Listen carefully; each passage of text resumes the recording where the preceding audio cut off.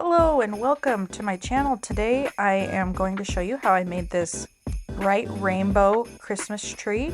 So first I found the center of the shirt, so I'm kind of marking the center. I'm kind of eyeballing it. You can use a ruler if you'd like, but I mostly just fold the shirt in half and try to find the center. Sometimes when there's no seams, it's kind of hard, but I am folding it in half using the sleeve and sleeve method. I will link a slower video of how exactly I do this, but basically you pull the sleeve through and then you pull the sides together so that it folds over in half, if that makes any sort of sense. Again, I'll link that video so it makes more sense.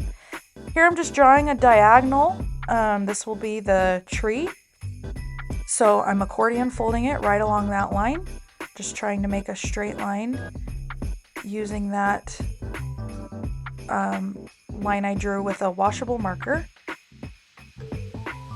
Once you get it all folded up like that, you're going to use some sinew or a rubber band. I like sinew because it makes a more stark white line. Wrap it around 4 or 5 times and then pull it as tight as you can. You'll feel a little tug when you get it pulled really tight. And then I kind of just rubber banded the rest. You don't have to do this, but I just decided to do this before I put it in the gutter. So the first color I used was Lime Pop. Then I used the Tangerine. Next up I used Hot Hibiscus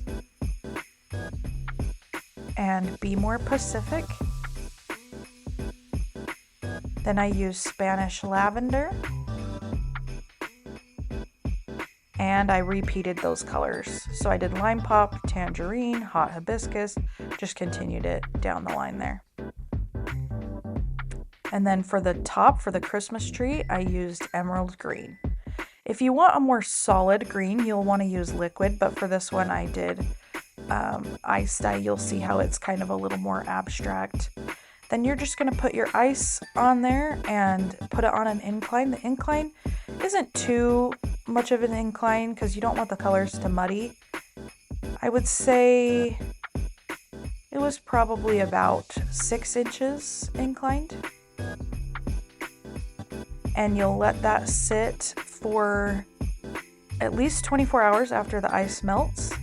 And then you'll start your rinse out process. So for the rinse out process, I like to rinse in cool water as I pull off the ties and unwrap the sinew.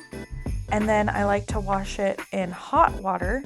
Then I use Dawn dish soap and I get out even more excess dye using that method. And here's the final result. You can see the front and the back look a little bit different. That's because I probably should have added more ice to push that color through a little bit more.